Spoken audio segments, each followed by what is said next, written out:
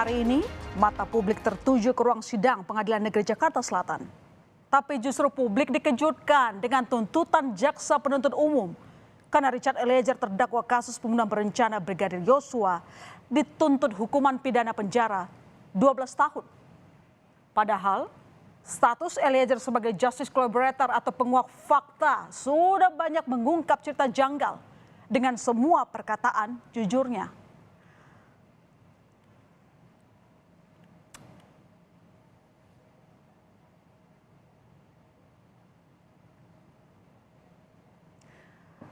Richard Eliezer pun tak kuasa menahan tangisnya usai mendengar tuntutan hukuman 12 tahun penjara dari jaksa.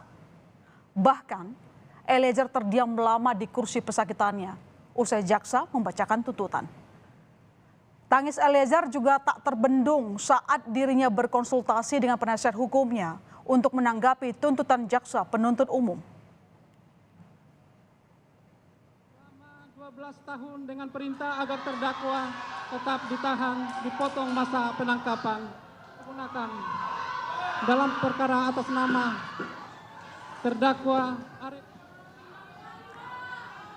Tak hanya tangis Eliezer, pengunjung sidang Pengadilan Negeri Jakarta Selatan pun menyambut riuh tuntutan hukuman 12 tahun penjara pada Eliezer. Teriakan kekecewaan pada tuntutan jaksa dari pengunjung sidang yang bersimpati pada Eliezer terus terdengar selama jaksa menyelesaikan pembacaan tuntutannya. Bahkan, majelis hakim sempat harus men-skor sidang beberapa saat karena kegaduhan di ruang sidang makin tidak terkendali.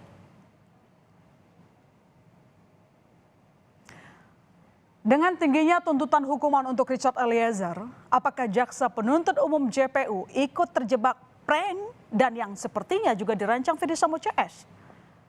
Karena kalau kita ingat saudara, pada September 2022, Kapolri Jenderal Listio Sigit Prabowo pernah mengaku terkena prank oleh Ferdy Sambo yang dengan meyakinkan mengatakan tewasnya Yosua disebabkan peristiwa tembak-menembak. Jadi memang saat itu saya sudah sempat bertanya seperti yang tadi saya sampaikan. Bahkan dia menyampaikan, dia bersumpah kan. Bersumpah di hadapan Pak Kapolri. Beberapa kali saya tanyakan, termasuk terakhir pada saat Richard sudah mulai berubah keterangannya, dia masih tidak mau mengakui. Oh. Sampai datang di tempat saya tanya sekali lagi, dia masih bertahan bahwa memang begitu faktanya kata dia. Akhirnya pada saat selesai dia dipatsuskan, pada saat itu dipatsuskan 2 hari kemudian dia mengakui perbuatan. Mengakui semuanya. Ya. Jadi memang bahasa dia namanya juga mencoba untuk bertahan. Tuntutan 12 tahun penjara dari jaksa penuntut umum pada Eliezer masih mengundang tanda tanya publik. Pasalnya saudara, banyak kesaksian Eliezer sebagai justice collaborator yang dijadikan acuan bagi jaksa untuk menjerat Ferdy Sambo. Termasuk saat Eliezer mengatakan ada 2 orang yang menembak Yosua di hari pembunuhan Yosua, yakni dirinya dan Ferdy Sambo. Jaksa bahkan yakin bahwa Ferdy Sambo lah yang memastikan Yosua tewas dengan menembak ke arah tubuh Yosua. Berdasarkan keterangan saksi Richard Eliezer Pudiang Lumiu, terdakwa Ferdy Sambo seketika itu juga menghampiri tubuh korban Nofriansah Yosua Huta Barat yang sudah tertelungkup dengan menggunakan sarung tangan hitam, menggenggam senjata api, menembakkan ke arah tubuh korban hingga korban Nofriansah Yosua Huta Barat meninggal dunia. Dengan tuntutan hukuman penjara 12 tahun pada kliennya, penasihat hukum Richard Eliezer pun menganggap jaksa penuntut umum telah mengesampingkan dan tidak menganggap sama sekali status justice collaborator yang tersemat pada diri Eliezer. Kami pikir bahwa status dia sebagai GC tidak diperhatikan, tidak dilihat oleh jaksa penuntut umum. Bahwa kami melihat bahwa perjuangan dari awal bagaimana Richard Eliezer yang coba konsisten dan ketika dia harus berani mengambil sikap, kemudian dia berani berkata jujur dari proses penyidikan sampai proses persidangan itu ditunjukkan. Padahal saudara, Lembaga Pelindungan Saksi dan Korban LPSK telah jauh-jauh hari mengingatkan Hak-hak apa saja yang harus diperoleh Richard Eliezer sebagai justice collaborator?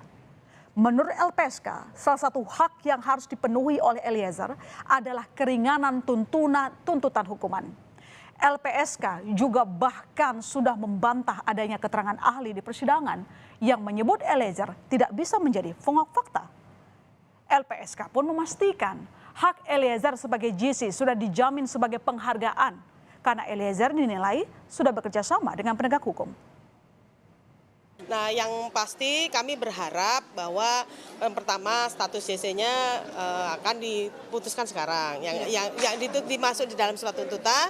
Yang kedua juga ada keringanan penjatuhan hukuman. Apa itu keringanan penjatuhan hukuman? Di dalam pasal 10A di penjelasannya disebutkan keringanan penjatuhan hukuman ini untuk justice kolaborator itu meliputi bisa saja dikenakan tuntutan untuk pidana bersyarat secara khusus, kemudian ada juga percobaan, ada juga yang paling pasti adalah ada juga pidana yang paling ringan di antara para terdakwa lainnya.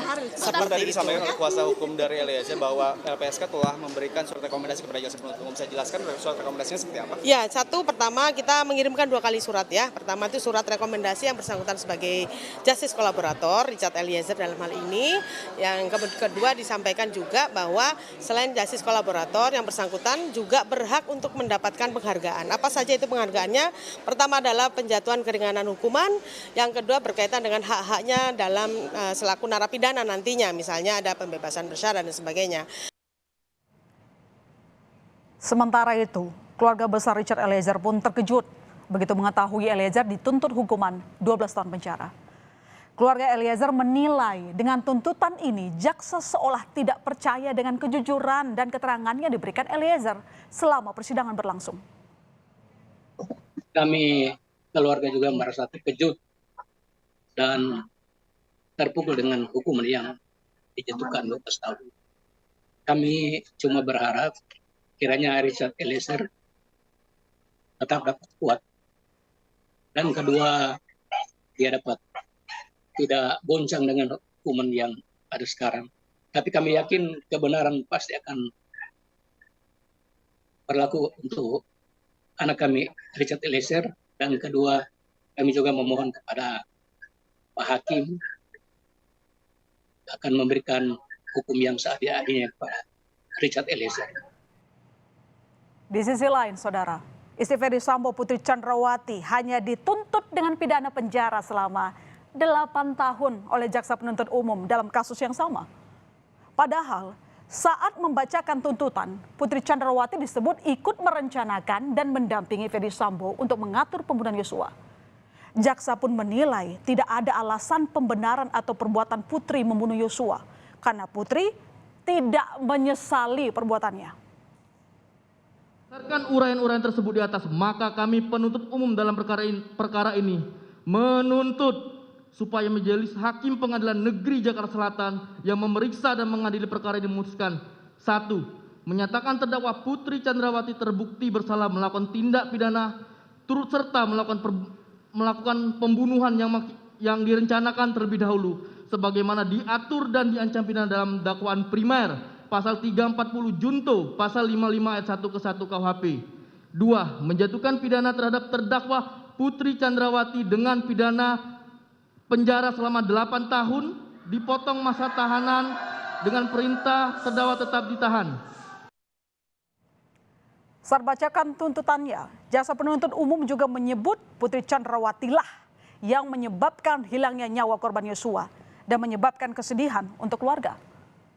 Dari kesimpulan jaksa tadi, penasihat Putri Chandrawati malah menganggap jaksa berasumsi dan membuat karangan cerita yang tidak berdasar telah turut serta merencanakan pembunuhan Yosua. Dan karangan tersebut digunakan untuk membuktikan seolah-olah ada perencanaan. Beberapa di antaranya akan kami jelaskan di sini, disebut sebagai karangan yang tidak berdasar, yaitu ketika dikatakan seolah-olah Bu Putri itu meminta atau memerintahkan Ricky mengamankan senjata di Magelang. Tidak ada satu bukti pun, tidak ada satu saksi pun, dan bahkan Richard sendiri juga mengatakan tidak dia tidak mengetahui terkait dengan hal itu. Ricky juga mengatakan itu inisiatif sendiri karena melihat situasi. Jadi, jaksa yang mengarang cerita atau Putri yang bersandiwara. Pasalnya saudara, motif pelecehan seksual terhadap Putri Chandrawati yang digaungkan di persidangan hingga kini masih belum bisa dibuktikan. Namun, hal ini yang terus-terusan digunakan sebagai alasan dan melakukan pembunuhan Yosua. Bahkan, salah satu ahli yang bersaksi di persidangan pernah menyinggung keanehan dari Putri Chandrawati yang enggan melakukan visum jika memang jadi korban pelecehan. Dan harus ada visum yang diperoleh. Tapi tindakan-tindakan itu tidak dilakukan. Tidak dilakukan. Meminta kepada Putri untuk melakukan visum agar supaya kalau mengadu kepada polisi alat buktinya cukup. Dari pembacaan tuntutan jaksa terhadap dua terdakwa hari ini, Putri Chandrawati dan Richard Eliezer, jelas siapa yang paling punya peran yang memberatkan tuntutan. Jaksa menyampaikan ada 4 hal yang memberatkan Putri Chandrawati dalam kasus ini. Pertama, Putri Chandrawati disebut menyebabkan hilangnya nyawa korban Yosua. Kedua, terdakwa berbelit dan tidak mengakui perbuatannya saat memberikan keterangan di persidangan. Ketiga, saudara, terdakwa Putri Chandrawati disebut tidak menyesali perbuatannya.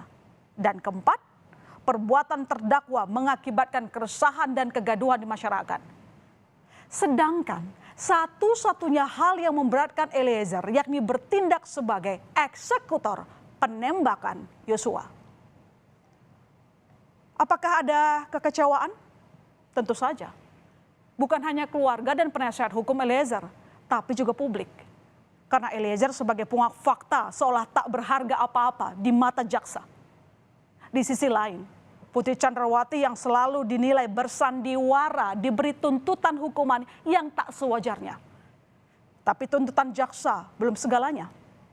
Upaya pembelaan bisa jadi titik akhir untuk hakim menentukan siapa yang patut dipersalahkan. Menjatuhkan pidana terhadap terdakwa Richard Eliezer Pudium Lumiu dengan pidana penjara selama 12 tahun dengan perintah agar terdakwa tetap ditahan, dipotong masa penangkapan.